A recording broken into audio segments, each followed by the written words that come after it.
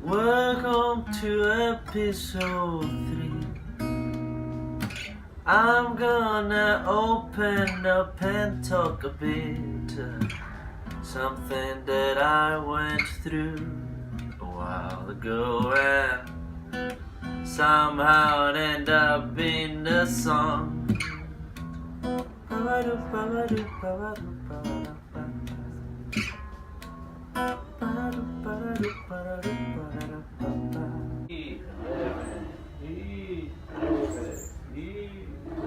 I am Burns Diaz, aka Buhonero Clandestino.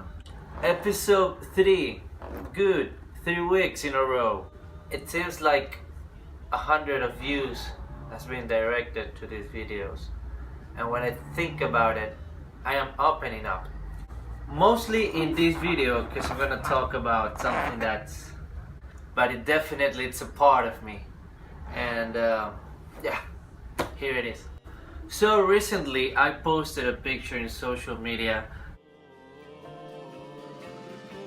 about a couple of therapy band-aids that I was using. I posted because I knew I wanted to talk about this, at least for episode 3. I am not seeking for empathy, but I am given who I am, and I am part of all the circumstances that has been involved in the formula that I can see as my life right now. It's open. So I was born with a hearing disability. Pretty much on my left side there was no audio, nothing going in. The bone cover all the structure. Somehow, somewhere in the codes, someone was like, "Hey, oops, yo, is this hole supposed to be available?" Yes, it's for listening. Oh, he's gonna have a hard time.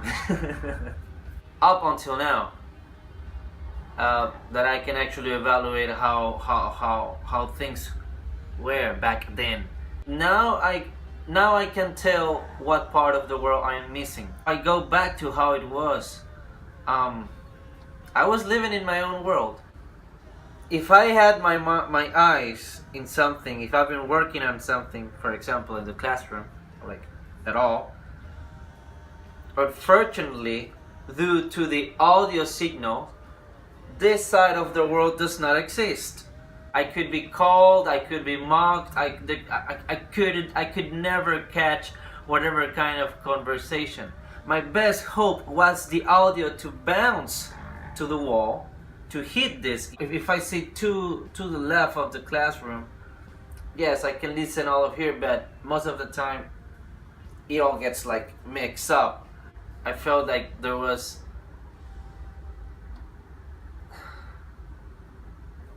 I noticed because a part of me was seeking to fill up with paintings or jokes or just writing up the lack of information, of data that was coming from that side of the world, or the left side of my world in terms of audio.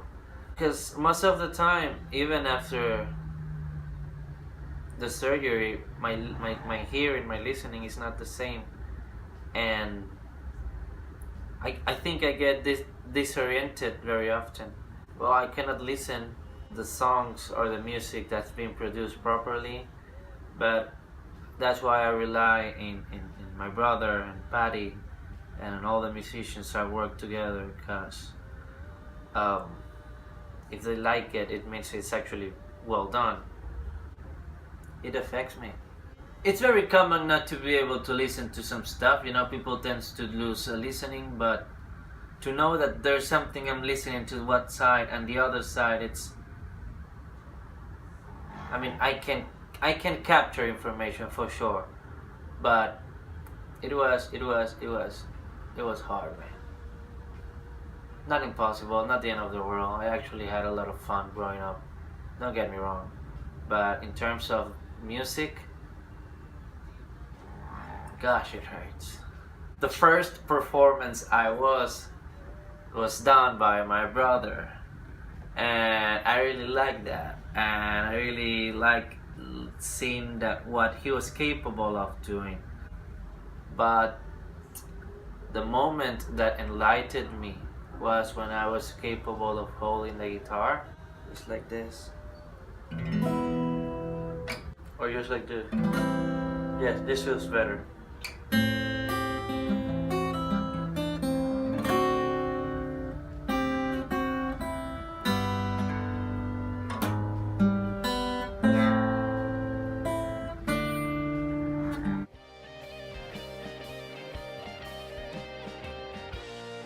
When I felt that vibration in my hand, it was like fireworks.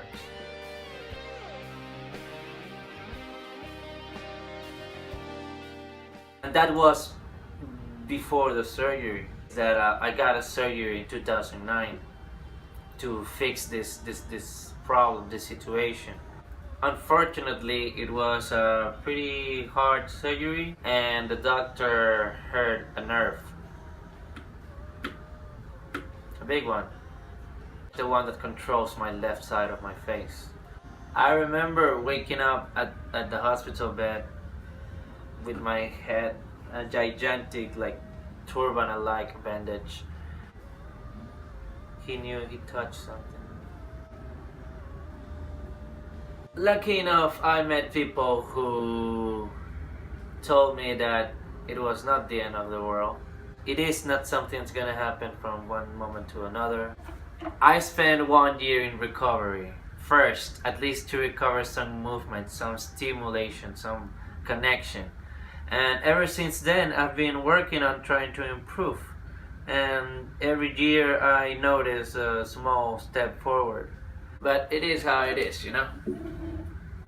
What really bothers me was that I wanted to be into music, into show business. I really enjoy it.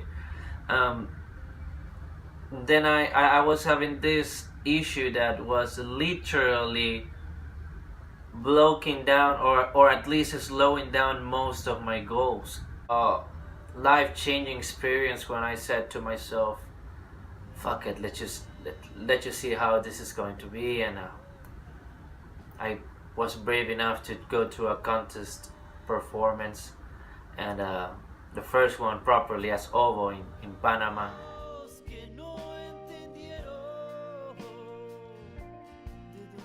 We won this photo contest in this after this performance, and if you see this next picture,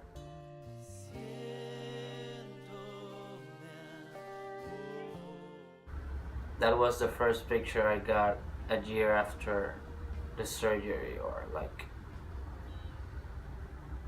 a year and a half. I cannot remember. It made me feel good that there was still something positive about what we were doing. So yeah, it was really cool. That will be episode 3 for today. To end up a little bit more positive, Reciproco is doing well. Remember, you can listen to the playlist in Spotify. The link are on the description below. Check out for episode 4. I'm gonna be talking about the first gig, not only in Panama, also in Thailand. You know, I think that doing a vlog is what I really needed today. So yeah, that's it. Sawadee Krap.